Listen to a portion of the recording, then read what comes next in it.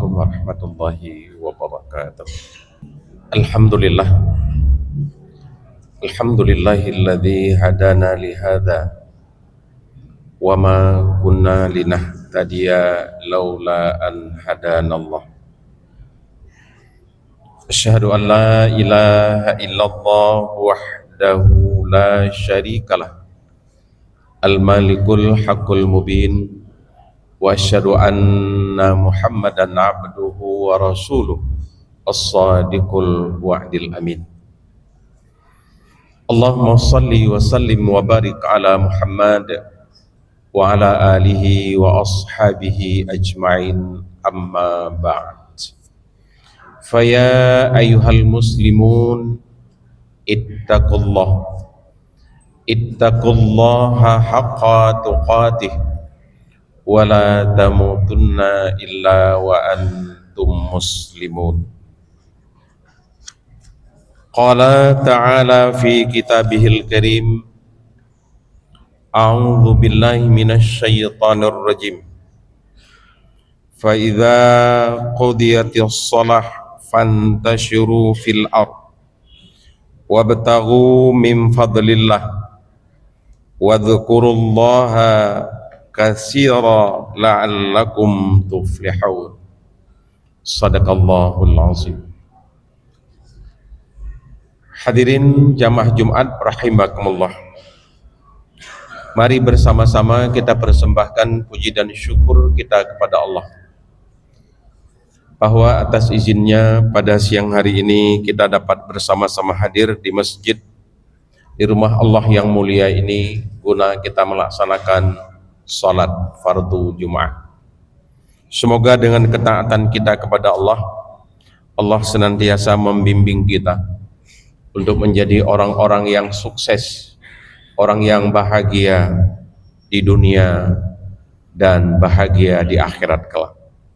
Salawat dan salam atas junjungan alam Rasulullah Muhammad sallallahu alaihi wasallam. Allahumma salli wa sallim alaih. Dekat kita bersama ingin menjadikan Rasul sebagai uswah, teladan dalam hidup kita. Kelak kita harapkan syafaat dari Rasulullah Muhammad sallallahu alaihi wasallam. Jamaah Jumat rahimakumullah. Judul khutbah kita pada hari ini adalah etos kerja muslim. Kalau kita membandingkan beberapa negara di Asia Tenggara, dari 11 negara di Asia Tenggara, kita melihat ada negara tetangga kita yang lebih maju kehidupannya dibandingkan negara kita. Padahal mereka merdekanya tidak sama dengan kemerdekaan Indonesia. Kita sudah 80 tahun Indonesia merdeka. Malaysia merdeka tahun 1957. Singapura tahun 1965. Tapi harus diakui dalam banyak bidang, banyak hal mereka lebih unggul, lebih maju dari kehidupan bangsa Indonesia. Kuat dugaan salah satu penyebabnya adalah berkaitan dengan etos kerja, dengan semangat dalam bekerja. Etos kerja diartikan dengan semangat atau kesungguhan. Kesungguhan dalam bekerja, kedisiplinan dalam bekerja, bekerja dengan ilmu pengetahuan dan dengan skill yang tinggi sehingga mampu berinovasi, sehingga mereka lebih maju, dan sikap mental, budaya dalam memberikan pelayanan yang disebut dengan customer service, memberikan pelayanan terbaik terhadap jasa yang mereka berikan. Kerja dalam Islam disebut dengan amal. Ya, amal. Amal adalah setiap penggunaan potensi pada diri manusia. Apa saja potensi yang kita gunakan, maka hasil penggunaan potensi itu disebut dengan amal. Ketika kita berpikir menggunakan potensi pikir kita, sebagai ciri manusia adalah makhluk yang berpikir, jadi orang yang berpikir adalah orang yang bekerja. Jadi kerja tidak selalu diukur dengan hasil yang konkret, dengan upah, gaji, apapun namanya. Tapi kerja adalah memiliki makna yang lebih luas. Seseorang yang berpikir tentang sesuatu hal untuk kepentingan dirinya, kepentingan keluarganya, kepentingan ilmu pengetahuan, kepentingan bangsa dan negara, maka dia sesungguhnya bekerja. Demikian juga orang yang memfungsikan kalbunya, hatinya selalu berzikir, hatinya selalu ingat kepada Allah Subhanahu wa ta'ala, sehingga dia menjadi orang yang selalu dekat dengan Allah, sehingga hidupnya dalam hidayah Allah, dalam petunjuk Allah. Karena yang membuat orang melakukan penyimpangan dalam hidupnya karena orang jauh dengan Allah. Maka orang yang menggunakan kalbunya, hatinya, selain akan memberikan dampak manfaat ketenangan jiwanya, penggunaan kalbu itu juga adalah sebagai amal. Demikian juga penggunaan panca indera. Apa yang kita gunakan untuk keperluan kita kebaikan dalam hal kita bekerja, sesungguhnya dia telah beramal melalui inderanya. Ketika orang melangkahkan kaki, dia sesungguhnya sedang beramal dengan melangkahkan kakinya.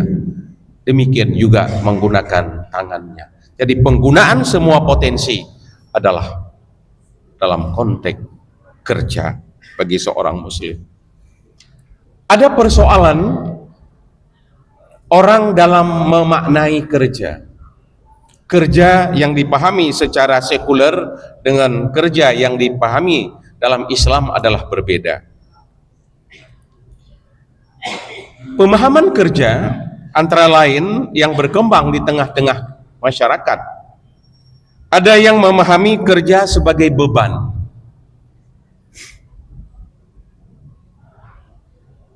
Ketika seseorang memahami kerja sebagai beban, maka yang terjadi adalah berat melakukan suatu pekerjaan. Ini tidak sejalan dengan konsep Islam. Kemudian ada yang memahami kerja sebagai paksaan.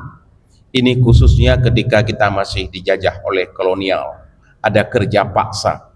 Orang terpaksa bekerja. Maka orang yang bekerja dengan memahami sebuah keterpaksaan atau sikap terpaksa, maka tidak ada ketenangan, kesenangan dalam dia bekerja. Juga ini tidak sesuai dengan konsep Islam. Kemudian ada yang memahami kerja sebagai kewajiban. Inilah umumnya, ada kewajiban. Bagi seorang dosen ada kewajiban mengajar sejumlah SKS. Bagi seorang pekerja yang lain ada target tertentu, kewajiban, sehingga dia harus memenuhi kewajibannya. Bekerja sebagai kewajiban tentunya sesuatu yang menjadi tradisi dalam dunia kerja. Ini bisa dipahami. Tapi dalam pandangan Islam, kerja adalah sebagai ibadah, bahagian dari ibadah dan pengabdian kepada Allah Subhanahu wa ta'ala. Maka akan beda makna orang bekerja sebagai sekedar kewajiban. Kadang-kadang pekerjaannya diselesaikan memenuhi kewajiban. Tapi ketika kerja dipahami sebagai ibadah pengabdian kepada Allah Subhanahu wa taala, maka di sini ada dimensi vertikal, tidak hanya dimensi horizontal dalam dia bekerja. Disinilah kelebihan ketika kita memahami kerja tidak hanya karena ada kontrak, ada kewajiban, ada tanggung jawab kepada yang memberi pekerjaan kepada kita. Dengan memahami kerja sebagai ibadah, maka kita mempersembahkan seluruh pekerjaan kita selain kepada yang memberikan pekerjaan kepada kita, tapi kita persembahkan kepada Allah Subhanahu wa taala sebagai zat yang maha kuasa. Etos kerja muslim ditentukan oleh beberapa hal. Yang pertama, ketika kita mampu bekerja berlandaskan pada tauhid, pada keimanan, ya. Keimanan akan memberikan satu kekuatan, ya, satu kekuatan. Boleh jadi energi fisik kita berkurang ketika bekerja, tapi ketika kerja dikaitkan dengan tauhid keimanan, maka dia akan memperoleh energi rabbaniyah, energi spiritual, sehingga semangat kerja menjadi lebih tinggi karena dikaitkan pekerjaan itu dengan Allah Subhanahu wa taala. Yang kedua, etos kerja seorang muslim berlandaskan pada satu keyakinan bahwa apa yang kita kerjakan itu diawasi, diketahui, dilihat oleh Allah Subhanahu wa taala, sehingga dia akan bekerja dengan sungguh-sungguh, bukan sekedar melepas tanggung jawab. Ketika merasa diawasi oleh Allah, boleh jadi komandan, atasan, bos, majikan, apapun namanya, tidak ada, maka dia tidak akan melakukan kecurangan. Kita melihat maraknya korupsi di negeri kita. Salah satunya menganggap tidak ada Tuhan di tempat kerja. Tuhan hanya ada di masjid ketika dia sholat. Ketika dia keluar dari masjid, seolah-olah dia bebas berbuat yang menyimpang dengan ajaran Islam. Jadi ketika seseorang merasakan bahwa Allah maha melihat, maha mendengar, maha mengetahui, maka tidak ada ruang bagi seorang muslim yang bebas dari pengawasan Allah Subhanahu wa taala, sehingga terjadilah kejujuran dalam bekerja. Kemudian yang ketiga, bekerja dengan landasan ihsan, yaitu bekerja dengan kualitas produk yang terbaik. Konsep ihsan yaitu melakukan sesuatu tidak sekedar ada hasil dari pekerjaan, tidak sekedar masuk dalam lokal absen, ada bukti absen, atau menyampaikan bahan perkuliahan, tapi dia akan melakukan proses perkuliahan, persiapan materi kuliah yang bagus, metode pengajaran yang beragam, mampu membangkitkan motivasi mahasiswa untuk belajar, dan seterusnya. Jadi melakukan hal yang terbaik, yaitu bekerja dengan landasan ihsan.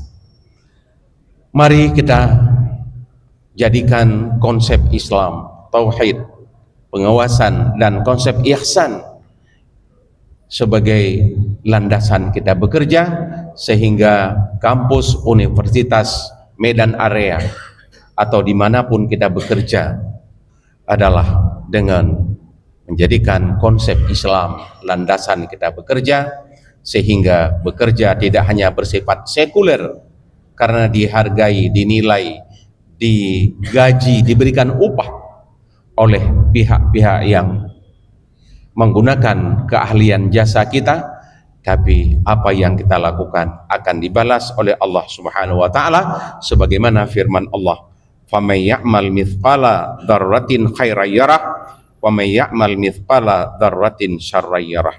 Barang siapa yang mengerjakan kebaikan, pekerjaan seberat darah pun, niscaya dia akan memperoleh balasannya. Dan barang siapa yang mengerjakan suatu pekerjaan kejahatan sekecil zarah pun, niscaya dia akan memperoleh balasannya.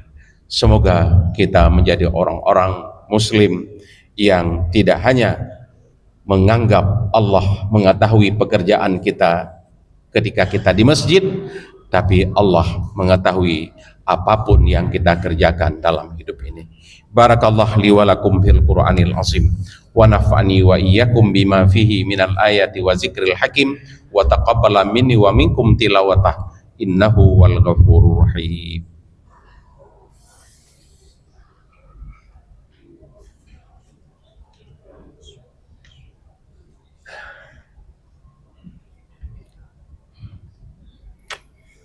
Alhamdulillah. Alhamdulillah nahmaduhu wa nasta'inuhu wa nastaghfiruh wa na'udzu billahi min syururi anfusina wa min sayyiati a'malina. May yahdihillahu fala mudhillalah wa may yudlil fala hadiyalah. Asyhadu an la ilaha illallah wahdahu la syarikalah wa asyhadu anna Muhammadan abduhu wa rasuluh. Allahumma salli wa sallim wa barik ala Muhammad wa ala alihi wa ashabihi ajma'in, amma ba'd. Faya ayyuhal muslimun ittaqullaha haqqa tuqatih wa la tamutunna illa wa antum muslimun. Qala ta'ala fi kitabihil karim, a'udzu billahi minasy syaithanir rajim. Innallaha wa malaikatahu yusalluna 'alan nabi ya ayyuhalladzina amanu sallu 'alaihi wa sallimu taslima. Allahumma ighfir lil muslimina wal muslimat wal mu'minina wal mu'minat al ahya'i minhum wal amwat innaka sami'un qaribun mujibud da'wat ya qadiyal hajat. Allahumma arinal haqqa haqqan warzuqna ittiba'ah wa arinal batila batila warzuqna jatinabah. Rabbana atina fid dunya hasanah wa fil akhirati hasanah wa qina azabannar. Walhamdulillahi rabbil alamin. Ibadallah, innallaha ya'muru bil adli wal ihsan wa ita'izil qurba wa yanha 'anil fahsya'i wal munkar wal baghi ya'idzukum la'allakum tadhakkarun wa la zikrullahi akbar. Aqimis shalah.